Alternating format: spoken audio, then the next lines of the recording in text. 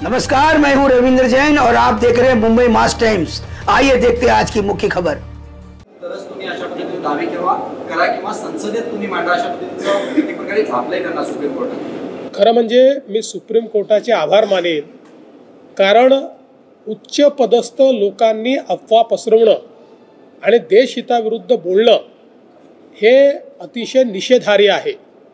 आणि ज्या प्रकारे राहुल गांधी कुठल्याही पुराव्याविना चीनने आपली भूमी बळकावली आणि भारत विरोधी म्हणजे ज्या भाषेत पाकिस्तान किंवा चीन बोलतं त्या भाषेमध्ये ते त्या ठिकाणी बोलतात, ट्विट करतात, कुठलाही पुरावा देत नाहीत आणि त्यातनं देशाची बदनामी होते।